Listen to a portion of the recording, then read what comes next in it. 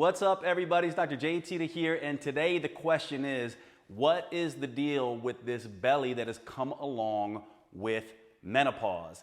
How can I address this? What is going on? I don't understand it. I'm doing everything that I used to do or I used to know to solve weight loss issues, and nothing is working. So let's cover this in detail and discuss what exactly this is about. Well, to understand this, you have to understand how estrogen and progesterone impact your physiology. Now, remember, there are receptors for estrogen and progesterone all over the body, including in the brain, in the fat tissue, in the muscle tissue, and yes, of course, in the ovaries and the uterus and the breasts.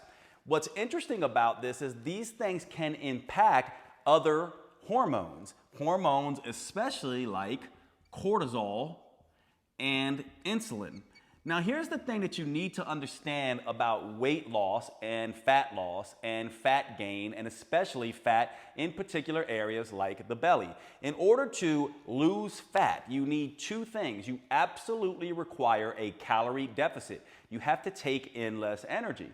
But you also have the impact of hormonal balance, and that's because hormones impact things like hunger and cravings. If you can't balance these hormones, then you're not going to be able to easily achieve or achieve at all the calorie deficit. Well, two of these hormones, cortisol, are notorious for impacting hunger and cravings. What we now know is that cortisol does a couple things. It activates the reward centers in the brain, making you seek pleasure, and decreases the motivation centers in the brain. This sounds an awful lot like you're going to want to go for burgers and pizza when a lot of cortisol is around and not go work out or go for a walk. Likewise, insulin is a hunger hormone. One of the things it does is shut down hunger in the brain. And so when there's a lot of insulin around, insulin is like the boy who cried wolf. The brain stops listening to it. This is why insulin resistance often causes excess hunger.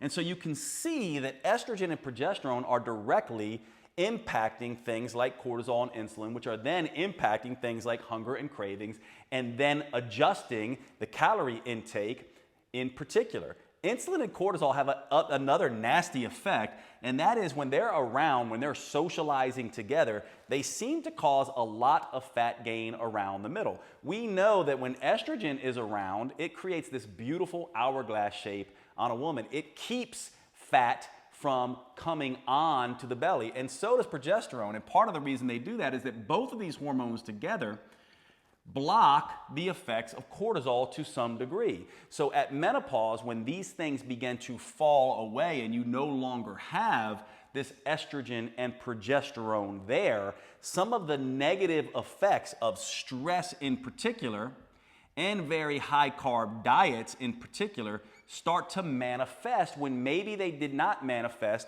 in your younger years. All of a sudden, the stress that you could manage when you had estrogen and progesterone is resulting in too much cortisol. And all of a sudden, the amount of insulin you were secreting when you were eating a normal calorie diet is now a little bit too many calories or carbs, and insulin is going up and causing some insulin resistance. Now, here's the thing. You might say, well, Jade, what does this mean for me as a woman? Does this mean I need to go on hormone replacement therapy? Do I need to take estrogen and progesterone?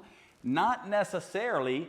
And actually, there's an easier way to do this. Just understand that now at menopause, stress and calories or carbohydrates, same thing, right? If you cut carbs, you're automatically going to cut down calories.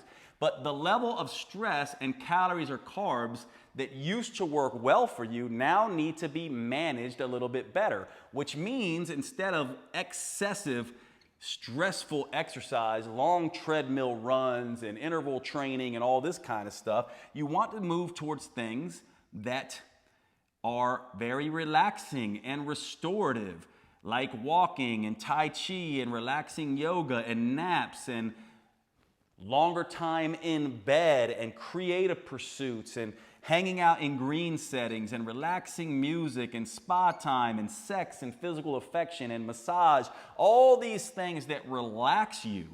I call these R&R workouts. How many of us, how many women actually are scheduling those in to manage their stress post-menopause versus trying to spend an extra hour on the treadmill when really you might want to be spending an extra hour walking in the woods or taking a nap.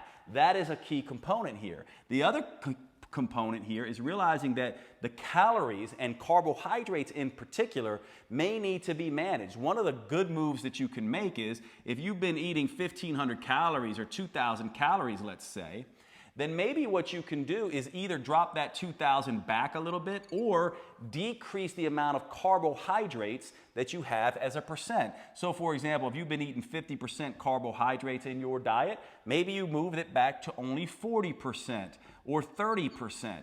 And these two things combined help alleviate some of what was going on and happening when estrogen and progesterone are down. And I have found this be highly effective for menopausal women and particularly belly fat. Just this understanding, estrogen and progesterone are gone, which means cortisol and insulin are going to be a little bit more aggravated, which means hunger and cravings are going to be up, which means we have to do everything we can to lower the stress burden and manage insulin, which means stress-reducing behaviors need to be the predominant type of activity that you're doing. Sure, continue training with the weights and doing that kind of stuff.